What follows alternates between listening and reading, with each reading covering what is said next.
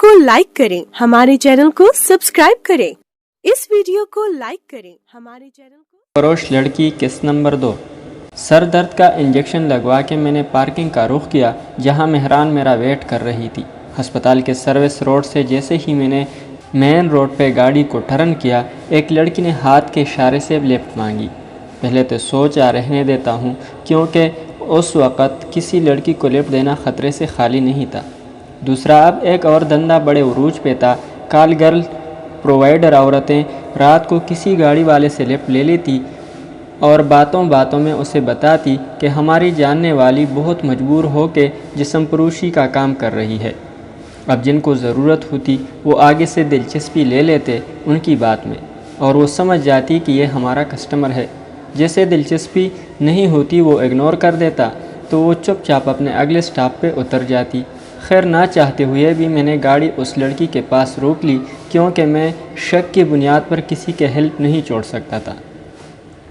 गाड़ी रुकते ही लड़की ने बड़े महज़्ज़ब अंदाज में अस्सलाम वालेकुम कहा और मेरे वालेकुम अस्सलाम का इंतज़ार किए बिना उसने बहुत मीठी आवाज़ में कहा, सर आप मुझे मोती महल उतार देंगे? जी उतार तो दूंगा, लेकिन को छोड़े, आप उतार देना बस, और अगर आप चाहेंगे तो आपको उतारने का रेंट भी मिल जाएगा। उसने बेतकल्लुफ़ी से फ्रंट डोर खोल के सीट पर बैठते हुए मानी खेज़ लहजे में कहा। मुझे समझ आ गई थी कि मैंने लिफ्ट गलत बंदे को दी थी, लेकिन अब क्या हो सकता था। अब तो वो गाड़ी में बैठ चुकी थी। मैंने उसकी बात का कोई जवाब न दिया और गाड़ी गियर में डाल दी। शायद मेरी चुपी नागवारी उसने भी महसूस कर ली थी। कुछ देर बाद उसकी आवाज़ ने सकूत को तोड़ा। सॉरी सर, मुझे आपसे ऐसे बात नहीं करनी चाहिए थी।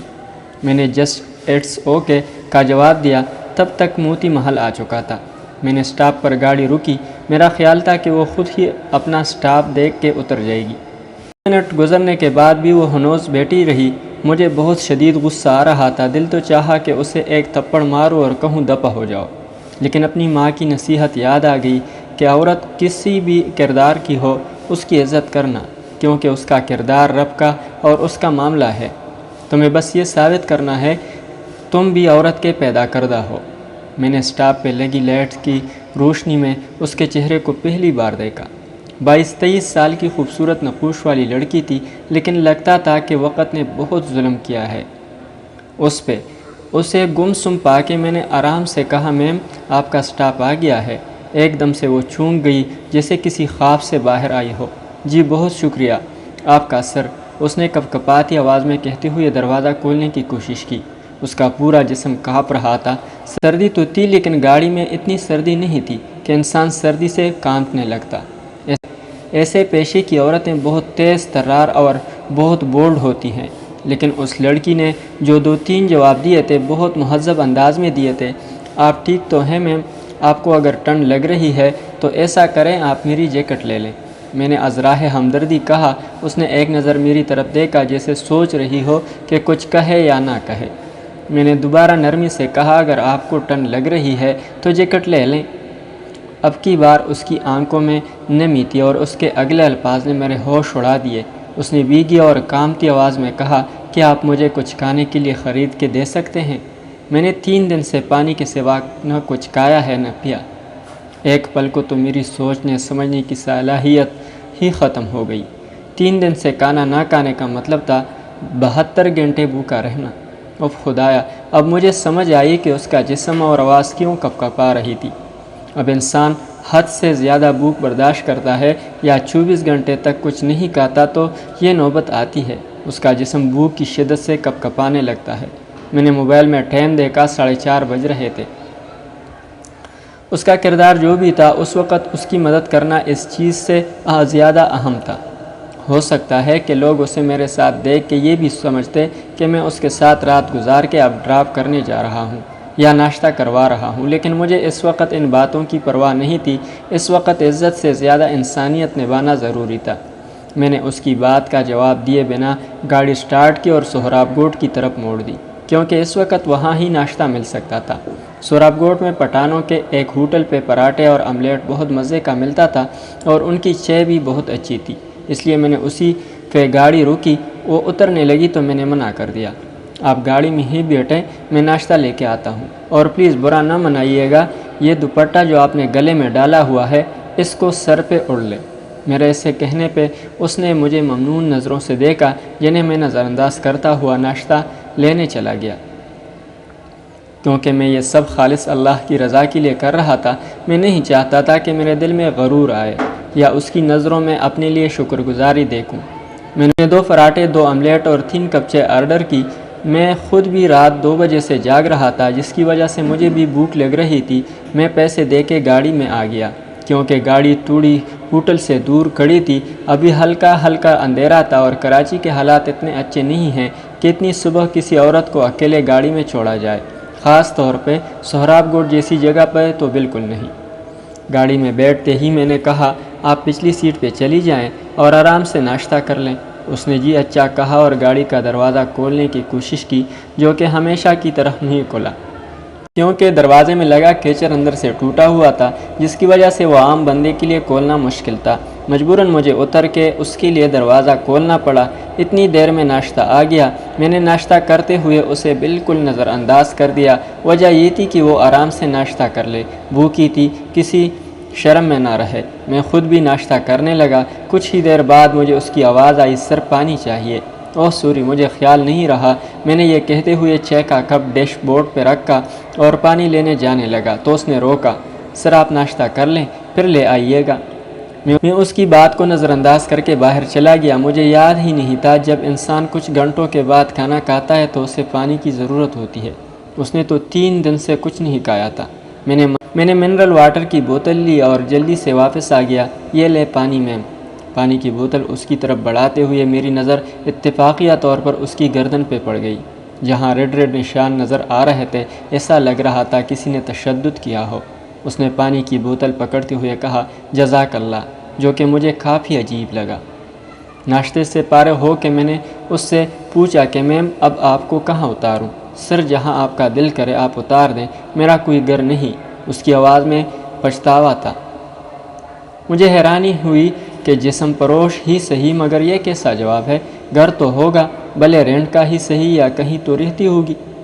شاید اس نے میری آنکھوں میں یہ سوال پڑھ لیا تھا۔ سر میں رہتی تھی ایک گھر میں کسی کے پاس، لیکن اب مجھے وہاں نہیں جانا، میرا ضمیر گوارا نہیں کر رہا۔ اس کی ضمیر گوارا نہ کرنے والی بات پہ میرا دل چاہا زور زور سے قہقہا لگاؤں اور اسے کہوں کہ محترمہ آپ کس ضمیر کی بات کر رہی ہیں؟ جسم پروشی کرتے وقت ضمیر کدھر جاتا ہے؟ لیکن مجھے یہ باتیں کرنے کا حق نہیں تھا۔ اب مجھے بھی الجھن ہو رہی تھی کہ اس سے کیسے پیچھا چھڑاؤں۔ سر آپ پریشان نہ ہوں، میں یہیں اتر جاتی ہوں، اور سر میں خاندانی جسم پروش نہیں ہوں، بس ایک غلطی کی وجہ سے پھنس گئی ہوں۔ میرا ضمیر ہر روز مجھ پہ لعنت بیچتا ہے، لیکن مجبور ہوں، کیا کروں، کوئی راہ نظر نہیں آتی۔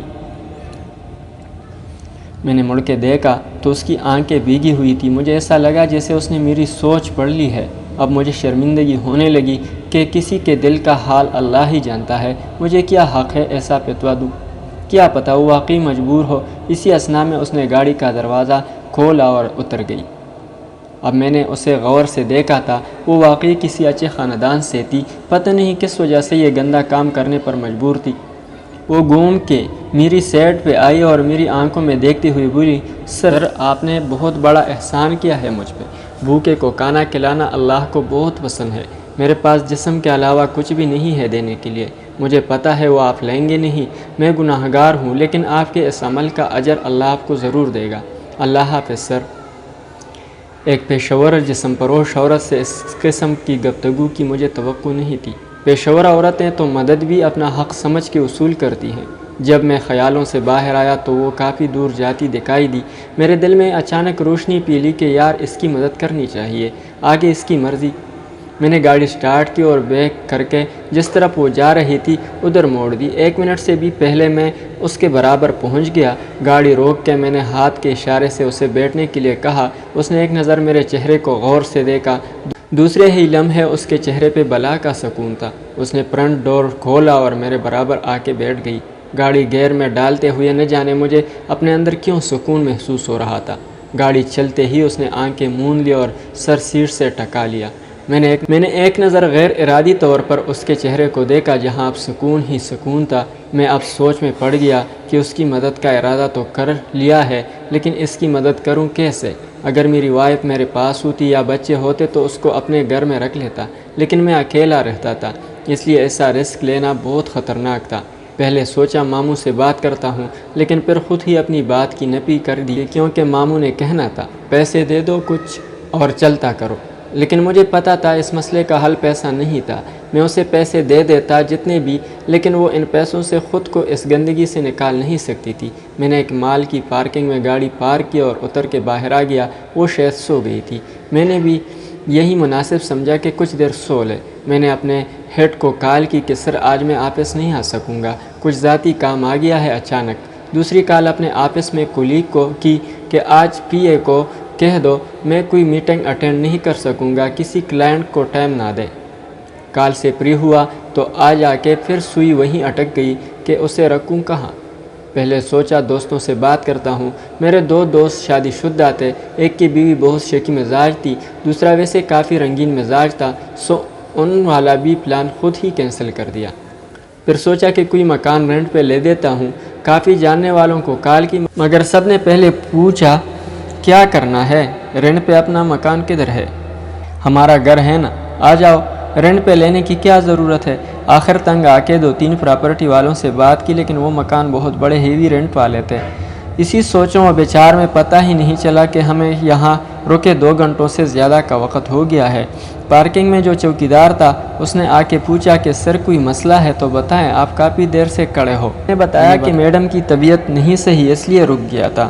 پھر وہ سو گئی، سوچا کچھ دیر سو لیں تو جاتے ہیں۔ گارڈ کے جانے کے بعد اچانک مجھے اپنے آفس کا گارڈ یاد آ گیا جس کا گھر ایک کچی آبادی میں تھا، اور مجھے اس نے ایک بار کہا تھا کہ سر اب گھر کا اوپر والا حصہ خالی ہو گیا ہے، اس لیے خرچہ پورا نہیں ہوتا، دعا کریں شاہ جی کوئی کرایہ دار مل جائے۔ میں نے فوراً آفس کال کر کے کال آپریٹر کو گارڈ سے بات کروانے کا بولا۔ کچھ ہی دیر بعد مجھے اس کی آواز سنائی، السلام علیکم صاحب جی۔ وعلیکم السلام، خادم حسین کی حال ہے تیرا؟ بس سائیں مولا کا کرم ہے۔ خادم حسین تیرا مکان رینٹ پہ چڑھ گیا؟ نہیں صحیح، بہت پریشان ہوں، اگر وہ چڑھ جائے تو بچوں کی فیس کا مسئلہ حل ہو جائے۔ اوکے، وہ مکان رینٹ پہ مجھے چاہیے، میری کزن ہے، ان کا گھر والوں کے ساتھ کوئی مسئلہ چل رہا ہے، وہ رہے گی، کرایہ میں دوں گا اور ساری رسپانسبلٹی میری ہے، اور یہ بات آپس میں پتہ نہ چلے کسی کو۔ سائیں باقی سب تو ٹھیک ہے، لیکن میں آپ سے کرایہ لیتا اچھا نہیں لگتا۔ مجھے پتا تھا کہ وہ مجھ سے کرایہ نہیں لے گا، میں نے یہ بتا کے غلطی کی تھی کہ کرایہ میں دوں گا، اس لیے فوراً بات بدلی کہ کرایہ وہ لڑکی دے گی، میں صرف اسے گھر لے کے دوں گا، جس پہ وہ راضی ہو گیا۔ ٹھیک ہے صاحب جی، اگر ایسا ہے تو آپ چلے جائیں، میں گھر کال کر دیتا ہوں۔ ٹھیک ہے خادم حسین، اللہ حافظ۔ میں نے رب کا شکر ادا کیا کہ یہ مسئلہ بھی حل ہو گیا۔ میں نے گاڑی میں آ کے دیکھا تو وہ ابھی تک سو رہی تھی۔ گاڑی سٹارٹ کی اور پارکنگ سے باہر روڈ پہ لے آیا۔ موبائل میں وقت دیکھا تو 10 بج رہے تھے۔ ہم اس وقت پیراڈائز بیکری کے سامنے سے گزر رہے تھے۔ اچانک ایک خیال میرے ذہن میں آیا۔ میں نے کچھ فاصلے پر واقع فیصل بینک کی طرف گاڑی ٹرن کر لی، پارکنگ میں گاڑی پارک کی اور ATM میں داخل ہو گیا اور کارڈ انٹر کر کے 20,000 کا فگر ڈائل دیا۔